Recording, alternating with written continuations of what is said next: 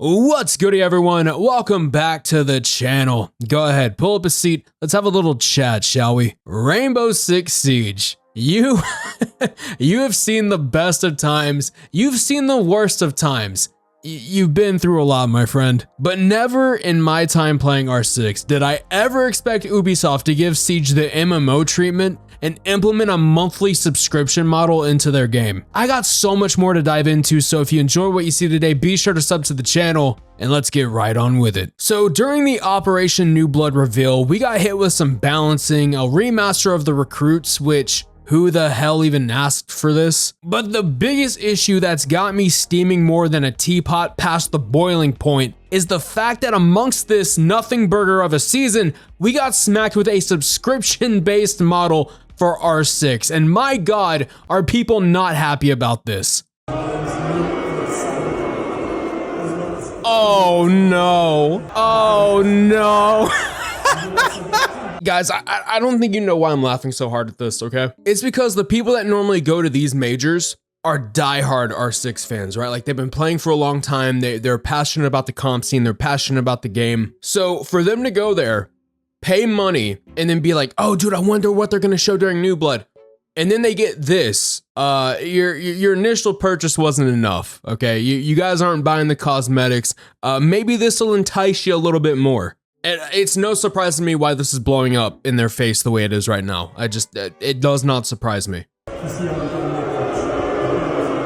Oh my god. You know it's a good sign when people who pay to see your best players compete live start to boo you and call you greedy bastards. That's just, chef's kiss. Now, what do you get in this membership that would yield the $10 a month or $80 a year price? Well, I'm glad you asked, because if you act now, you get an Ash Epic bundle that includes 600 R6 credits. Wow, guys, that's such a great deal, right? Oh, but don't worry, if you act a little bit faster, you get an Epic Mozzie bundle. You also get 10 Battle Pass tier skips and a Bravo pack. Holy shit, Ubisoft, you're making my liver quiver right now. I can't believe you'd be so kind to give me this stuff. And on top of that, you get full access to the Battle Pass, including operator vouchers and exclusive skin, 18 Bravo packs with 1 Bravo ticket, and 600 R6 credits. This also comes with a 10% store discount and a 30% Battle Pass progression boost. Oh, and if you're a free player,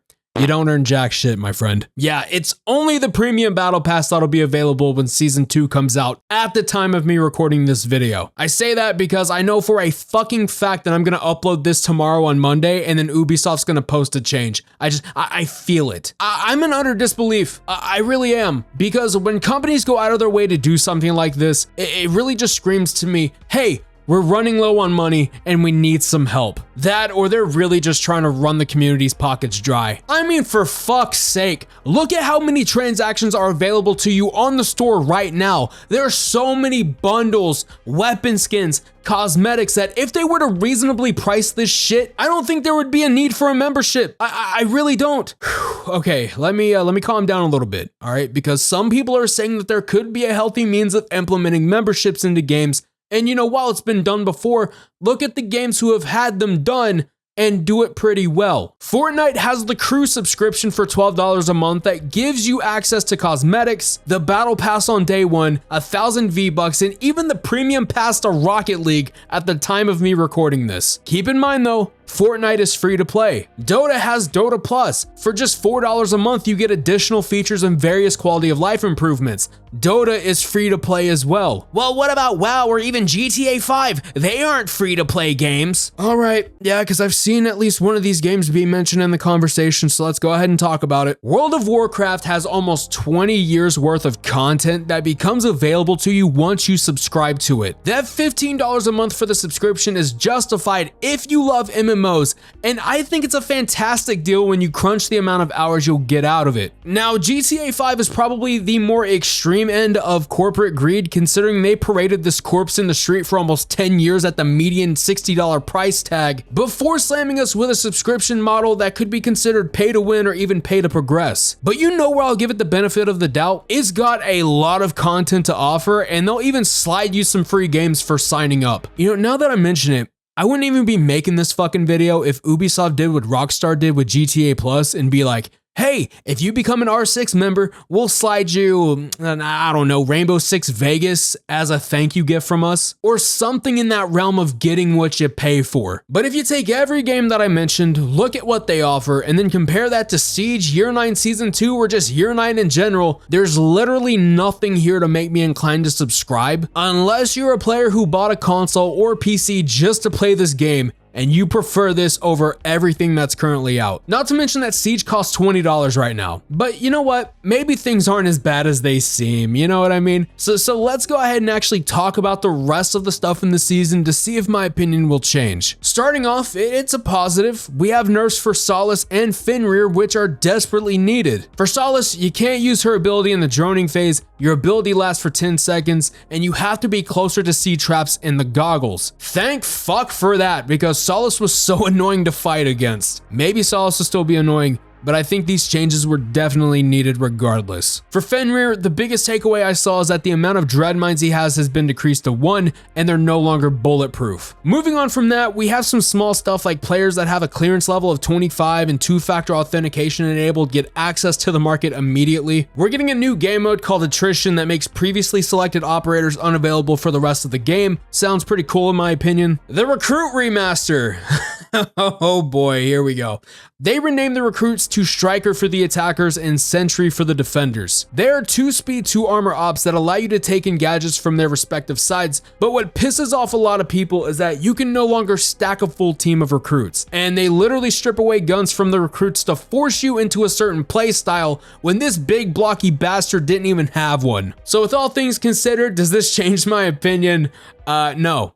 Fuck no. Actually, for my final thoughts, I don't give a shit if you're for this, if you're against this. I'm simply just speaking my point of view. But what I think we need to stand ground on is the fact that if this shit works, it's going to spread like a virus into more games that don't need this kind of monetization, okay? And if you hate this, you better be with me in boycotting it. Yes, I don't have the same pull as Spoit, as Jinxie, as Bolo. Me not giving them $10 is not going to hurt them. But imagine if these 3 told Ubisoft, hey, this is trash, don't do this.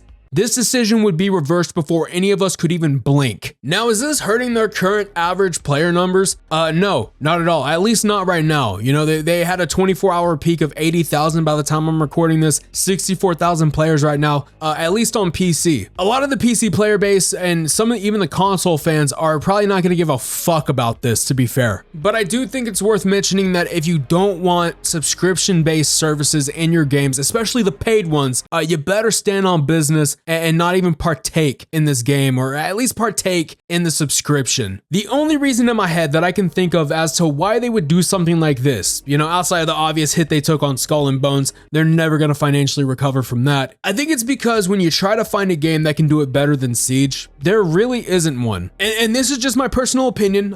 Some of my indie guys and early access guys may disagree, and that's totally fine. I would say the only other genuine competition that Siege has when comparing the roots of the game at least is 0 Hour. I mean, if you get a bunch of people together that have barely put time into it, oh, it's a blast. It's a fucking great time. Man, I'm just so disgusted in what we're seeing here, because like 2 months ago, I was saying that Siege was gonna come back. Siege was gonna be the greatest game of the year. And you know, despite the lack of content, I held out hope that something better would come around that they weren't mentioning. No, it's fucking chalked, man. You know, I don't blame the devs, and you shouldn't either. And it may sound silly that I've got to say this, but do not attack the devs. They don't have a say-so in this decision. All they're tasked with is just making the game. Nah, this is some big wig, some damn corporate suit that's sitting there being like, we need more money. Our quadruple A game failed horribly. People aren't pre-ordering our games. We aren't due for another Rabbids remake for a couple years. What can we do? Oh yes, let's take our Siege players to give us even more money in exchange for practically fuck all. I don't know where this is going to go.